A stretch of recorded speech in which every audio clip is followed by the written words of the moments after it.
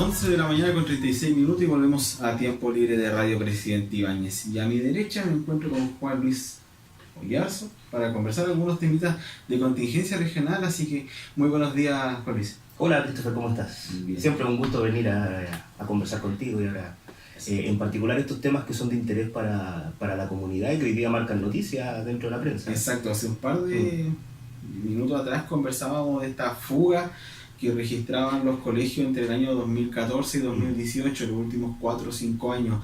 Pero ¿cuál es el análisis? Como dijo el alcalde, hay que dejárselo a los expertos. Hay que dejárselo a los expertos. Bueno, Y usted es uno de los que sabe de esta materia. Sí. Hay que analizar un poco, hoy día sale esta noticia para poner en relieve nuevamente lo que había surgido. Y mencionan que en realidad hay una fuga dentro de los colegios municipales de cerca de 756 alumnos entre el 2014 y el 2018. Exacto. Una fuga quiere decir de que en realidad no se matriculan esos alumnos, en qué lugar están. Es muy probable que esos 756 alumnos, por razones lógicas, se van a colegios particulares, a instancias en las cuales existen algunas de las razones, y la prensa neutral también lo genera al final, que hace un análisis el alcalde, que menciona que este fenómeno es muy probable que se refiera en particular tal vez por algunas paralizaciones que pueden haber existido, pérdidas de clases o algunos elementos que pueden surgir dentro de este entorno. Y eso te genera también, Christopher, una problemática dura, es una señal que te está entregando la comunidad, en particular la comunidad educativa, de por qué los padres prefieren estar en otro lugar. Y la pregunta que nos cabe hacer es si eso efectivamente se debe solamente a estos vacíos que existen de repente en las clases, a estas bajas de clase en algunas instancias, a las paralizaciones que tienen los colegios. La pregunta es, ¿se debe solamente a eso? ¿O tal vez existen algunas otras cosas? La posible mala educación también es uno de los temas, también. Porque muchos escuchamos de repente reclamar, no, que no le enseñan esto, pero ¿por qué este colegio sí y por qué este no? Y siempre nos guiamos a ese no por los municipales. Sí. Entonces puede ser que por ahí también sea la fuga. El alcalde manifiesta que es un 5% de la fuga, y yo creo que un 5% es bastante importante. Sí. Son cerca de 800 alumnos. Entonces, claro, como tú manifiestas, o se van a los particulares, o algunos, bueno, salen de la región y se van por temas familiares. Sí. Pero eso debe ser muy poco, ¿eh? Pero deben ser muy poco. ¿Cómo se analiza más en contexto más amplio esto? Bueno, nosotros hemos venido hablando de aspectos que en realidad yo siento que en las políticas públicas se deben tratar tanto a nivel nacional como también a nivel local. Y esto hace un tiempito atrás, hace poco tuvimos los resultados también de la PSU, que para algunos puede parecer ya un elemento que deberíamos dejar atrás porque ya pasó dentro de la temporada, pero la PSU marcó una pauta, una radiografía regional sobre la situación que nosotros tenemos en los establecimientos municipales versus los particulares. Dentro de algunas conclusiones que nosotros sacábamos cuando hablábamos hace alrededor de 2-3 semanas atrás, aquí en este mismo medio, nosotros veíamos de que muchos de estos cambios se deben efectivamente a que los padres constantemente están privilegiando tener una educación mejor para su hijo, lo cual es totalmente lógico. Ahora el punto es por qué nosotros, o la visión que tiene la comunidad, observa y aprecia que es mucho mejor la educación dentro de los colegios particulares pagados versus eso. Y en ese análisis que nosotros hicimos, vimos efectivamente este proceso de la PSU, y yo escribí incluso una columna como un elemento de segregación social, como una especie de radiografía que muestra este proceso de segregación social. ¿Y a qué me refiero con eso?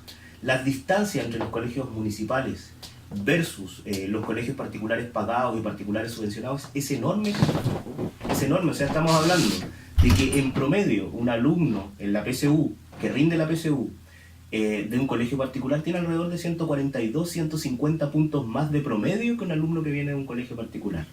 Otro dato que es importante y que también puede ratificar las cifras de esta salida y esta fuga de estudiantes, lo genera también la PSU, en el ámbito de que tú vas encontrando efectivamente de que muchos de estos alumnos que forman parte de los colegios municipales ni siquiera alcanzan los 475 puntos, los 450 puntos mínimos. Este año se rindió por parte de las personas que rindieron la PSU, fueron alrededor de 2.500 y algo personas que rindieron la PSU. De esos 2.500 personas, cerca del 53-54% de los que rindieron la PSU ni siquiera alcanzaron el puntaje de 475 puntos. Y lo que es peor aún, un 40-42% solamente alcanzó el puntaje mínimo de la PSU, o sea, 450 puntos. Entonces quiere decir, o sea, menos que eso, ni siquiera alcanzaron ese puntaje. Quiere decir de que en realidad la PSU nos muestra efectivamente por qué muchas de las familias regionales prefieren llevar a sus hijos a sus colegios particulares porque tienen un mejor promedio lo que viene, porque vislumbran que tal vez van a tener una mejor posición al momento de enfrentar la universidad. Y vemos entonces, al igual que hemos comentado en múltiples ocasiones, Christopher, existen dos tipos de estudiantes. El estudiante, ¿cierto?, que viene de un colegio particular y que muestra efectivamente peores resultados que un estudiante que viene, por ejemplo, de un colegio particular pagado. Y eso no es solamente el colegio, es una especie de algo que te define y que te genera efectivamente un espacio para que tú puedas desarrollar mejor tus habilidades. De tal manera que lo que nos muestran estos resultados, y es muy probable que a eso se debe la fuga, que en colegios particulares tú tienes efectivamente un mejor lugar, una mejor tierra, como se podría decir, para poder germinar la semilla que tú necesitas luego y tener los resultados. Ahora, siguiendo en el tema de la fuga, podemos ver en la nota también del alcalde que él manifiesta que esto es por el tema de la disminución de jóvenes en la región. Todos sabemos que las matemáticas no me cuadran. No sé, no mienten, son muy parejas, son muy justas. ¿Tiene que ver la disminución de jóvenes gracias a los datos que entregó el censo entre el 2002 y el 2012? ¿O sigue siendo el tema de la educación municipal, que está muy mal?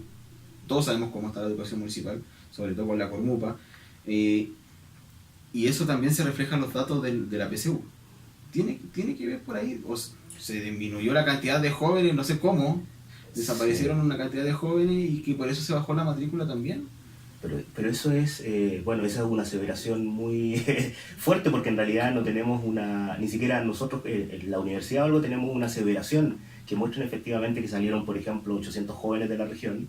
Claro. De tal manera que había que distribuir esas cifras, esos 800, me imagino que hay un porcentaje que se va de la región, que no creo, desde el punto de vista de la lógica, no creo que sean muchos. Claro, porque uno sabe que para estudiar la educación superior acá tiene muy poca universidad y la mayoría emigra fuera de la región. Pero estamos hablando de jóvenes que están en la educación media o básica. Claro, entonces también es un punto que uno dice cómo van a desaparecer cerca de 800 jóvenes que, o sea, no sé, están estudiando en la educación o ya sea privada o fuera de la región, pero como tú dices, muy poco nivel. Sí, a ver, es muy poco probable. Es muy probable que dentro del 800 efectivamente haya un porcentaje, Christopher. Claro. Es muy probable que haya un porcentaje que se va de la región, como cualquiera. Nosotros tuvimos también y tuvimos compañeros que se iban, pero claro, dentro de un curso de 30, 25, 30 personas se iba uno al año, claro, o dos al año de repente que se iba porque tal vez sus padres se trasladaban o algo así. Estos 800 personas, claro, pueden hacer ¿cuántas? ¿40? Es probable, ¿eh? No tengo la cifra exacta, claro, pero desde la lógica y desde lo que uno ha captado en el transcurso del tiempo debería ser más o menos eso, ¿eh? A mí lo que me preocupa es que la poca discusión que existen sobre estas temáticas y discusión un poco más, Christopher, allá de fondo. Porque en realidad, claro, nos quedamos con esto y al igual que la PSU van a pasar alrededor de 2-3 semanas y se olvida porque sale de la discusión pública. Pero sin embargo estos son aspectos que son muy importantes para formular políticas públicas. En particular porque quiere decir, oye, algo estamos haciendo mal. Hay algún aspecto en el cual nos muestra por qué hay alrededor de 1.500, 1.600 jóvenes que sacan menos de 450 puntos en la PSU. Y que en su mayoría son alumnos de colegios municipales. Imagínate, los mejores puntajes regionales y los 10 mejores colegios que existen a nivel de la región son colegios particulares y colegios particulares subvencionados. Quiere decir de que solamente dentro del ranking de 10 colegios aquí en la región, el único que entra dentro de los mejores puntajes es el Liceo Contardi. No tenemos ningún otro que ingrese efectivamente, que sea un colegio municipal y que ingrese efectivamente dentro de este proceso de ranking con mejores resultados de la PSU. Y la PSU hay que tener ojo porque es un proceso selectivo, pero no es un proceso selectivo que es como el CIMSE, que te mide, por ejemplo, conocimientos. Esto te mide habilidades y algunos aspectos extra que te sirven para eso. De tal manera que, obviamente, tenemos los primeros lugares, ¿cierto? En primer lugar, el Colegio Alemán tuvo un puntaje nacional, perdón, el Colegio Cruz del Sur en primer lugar, el Británico en segundo lugar, el Alemán en tercer lugar, y recién tenemos como en el quinto o sexto lugar al Colegio Contardi, que lucha ahí para poder mantenerse dentro de esta guerra de titanes y de esto que se ha vuelto en un ranking competitivo enormemente, ¿eh? De tal manera que no sabemos, podemos mezclar los temas, Christopher, podemos ver entonces, por ejemplo, si ahora el proyecto de admisión justa, ¿cierto? Está dentro también del contexto en el cual nosotros nos encontramos. Hace poco, y hace, bueno, no hace poco, ya ha pasado tiempo, imagino que 10, 15 años, se lanza esta película Machuca, ¿cierto? Que hoy día también es un tema que surge dentro de eso. ¿Cómo vamos a cambiar el modelo educativo que existe en Chile? ¿Cierto? Vamos a generar, por ejemplo, un modelo parecido a lo que fue la película Machuca, donde muchachos para el Saint George, yo me acuerdo, ingresaban efectivamente algunos muchachos dentro de los procesos vulnerables, en donde se obligaba a los colegios particulares que tengan, por ejemplo, personas también vulnerables dentro de sus colegios. Vamos a generar, entonces, no hay una enorme claridad de lo que significa todos estos procesos de transformación que tienen. Lo que sí, nosotros tenemos claro que hay un dolor enorme dentro de la comunidad, en los colegios municipales. Eso da origen también a reformas que provienen por parte del presidente para instaurar tal vez un mejor mecanismo de admisión, pero ahí viene la discusión, ¿vamos a ser selectivos? ¿No vamos a ser selectivos? Hoy día La Tercera publica parte de una cadena y dice que el 63% de las personas, de nosotros, opina de que en realidad los colegios sí deben seleccionar. ¿Y eso está bien? Pucha, esos son elementos ideológicos, Christopher, yo creo, ¿eh? Porque en realidad el proceso de selección, yo lo veo, por ejemplo, cuando tú haces la selección de fútbol, algo súper simple, Claro. seleccionas a los mejores. Entonces, un colegio de excelencia, me imagino, y que se da la posibilidad de seleccionar, va a seleccionar a los mejores. Cuando yo estudiaba, yo me acuerdo que un colegio, no lo voy a nombrar, seleccionaba a los mejores.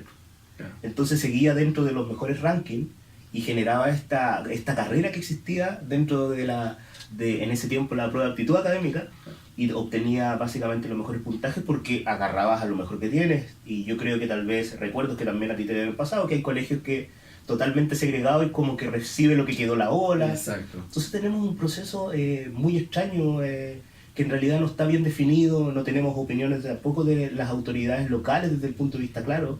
Yo creo que este es un tema transversal que no es solamente un elemento de educación prioritario, la Seremi de Educación debe manifestarse sobre esto, pero aquí hay todo un elemento de servicios públicos, desarrollo social, para ver el elemento de las vulnerabilidades, la misma intendencia para ver cómo nosotros trabajamos esto, y hemos notado que en realidad desde el punto de vista de nuestras autoridades locales, ni siquiera estos temas se discuten, ni siquiera se conversan.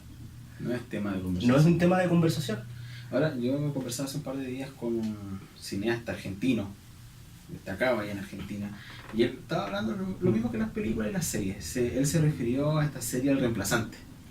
No la he visto, Pero él me dice, ¿es así la educación? Y el que la ve y sabe cómo es la educación en realidad es así. Es ver la serie y ver la educación tal cual. Pero ¿cómo se trabaja para sacar la educación adelante? ¿Hay un trabajo, se puede hacer un trabajo mancomunado entre todos para sacar la educación municipal adelante? ¿O lamentablemente tenemos que esperar que el gobierno lo haga? Mira, aquí es una discusión profunda la que acabas de mencionar, porque en realidad, claro, el modelo económico nos dice que nosotros tenemos que dejar que el mercado actúe, ¿cierto? Ahora, el proceso ideológico, lo que yo pienso es que en realidad nosotros no podemos dejar que el mercado actúe. El mercado está diseñado para el ámbito comercial, para el mercado, donde hay compradores, vendedores, etc. Pero la educación, Christopher, la salud, las pensiones, nos forman parte del proceso de mercantilización. Y nuestro país, que es una característica de nuestro país, yo siempre se lo digo a mis alumnos, es una característica de Chile, no es una característica común del mundo, ha logrado de que en realidad todo el mercado se meta en cada uno de estos sectores. Y por eso, por ejemplo, aspectos como la PSU son medidas de acuerdo también a un aspecto competitivo, ¿cierto? A un aspecto de mercado. De tal manera que cuando tú planteas ese interrogante, nosotros nos encontramos de que en realidad, claro, eso depende efectivamente de la ideología política que puede existir y la ideología de mercado.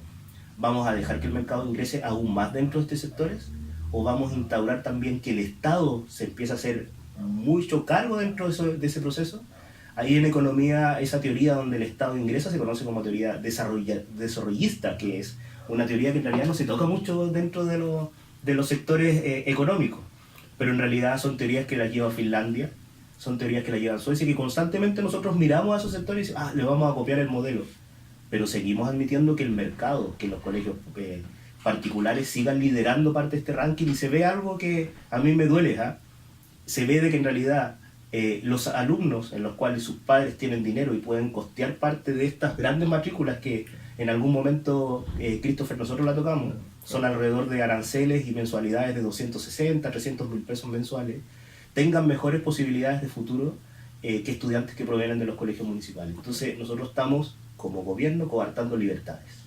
Ahora, la PSU está bien implementada porque, claro, uno dice, yo ayer igual lo pensaba, muchos quieren estudiar, no sé, ingeniería en construcción civil y tú te relacionas a las matemáticas, pero el lenguaje no era bueno. Hace eso. Entonces, ¿se implementa bien la PSU o está mal enfocada, como se diría? Mira, yo creo que en realidad ha sido extraño parte de los procesos. Hay que recordar que la prueba de aptitud, la PSU, yo en realidad no veo tanta diferencia con la prueba de aptitud.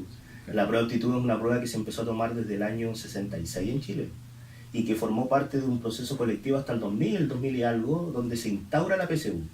La PSU se pretende cambiar ahora en un año más, 2 años más, por un nuevo modelo de selección. Pero sin embargo, independiente que seas ingeniero, independiente de algo, tienes que tener atributos en determinadas disciplinas. Yeah. O sea, igual tienes que tener ciertas habilidades porque te miden habilidades mínimas. En lenguaje, ¿cierto? En historia, ¿cierto? Que no sé cómo se llama ahora. En matemáticas, que conforman efectivamente parte de un currículum mínimo que tú deberías tener para poder enfrentar parte de tu carrera de formación. A mí me pasó algo en la universidad. Yo vengo del Don Bosco, que en ese momento era un colegio netamente técnico y que no te enseñaba efectivamente a enfrentar los procesos de selección de las universidades. Y a mí me tocó algo que uno lo ve en el primer año. Los alumnos que provenían de colegios particulares, que entre paréntesis yo claro que no hay ningún problema con los colegios particulares, tienen que seguir, el punto es cómo los municipales los alcanzan, que es otra cosa. Cuando estábamos en primer año, todos los alumnos que provenían de los colegios particulares no tenían ningún problema con las asignaturas, se eximían de inglés, se generaban eso, y dentro del primer año de la universidad tenían menos carga y menos problemáticas que un alumno como yo, que venía aquí a un colegio técnico, profesional, que no te preparaba para la prueba y que me tuve que esforzar el doble para poder obtener mi carrera, porque en realidad no tenía esa base de preparación. Entonces no solamente las ganas que tú tengas. Nosotros veíamos, hace un tiempo también salió publicado, me imagino en algún diario nacional, de que en realidad la PSU no te generó, para los puntajes nacionales, no te generó luego, dentro cuando estás en la carrera ya estudiando, no te generó ninguna diferencia con el resto de tus compañeros. A pesar de ser un puntaje nacional. A pesar de ser puntaje nacional. A pesar de ser un puntaje nacional. Entonces es un tema, Christopher, es un tremendo tema que en realidad lo olvidamos, lo dejamos y nos preocupamos de aspectos que en realidad también son muy importantes, pero que sin embargo cuando tú ves, esta es la educación, o sea, nosotros hablamos desde el punto de vista de este lenguaje en un proceso de inversión educativa, de inversión social. Por eso yo te mencionaba, esta no es solamente una tarea de una Ceremi, es una tarea de varios organismos públicos que tienen que entrar, ¿cierto? El mismo INJU, o sea, una gran cantidad de actores tienen que entrar a generar esta discusión que en realidad no está cerrada y que ahora nosotros vamos a tener muchas noticias por el proceso de admisión que propone el presidente. Ahora, ya para ir terminando, tú como docente, ¿falta vocación por parte de los profesores, sobre todo en los colegios municipales?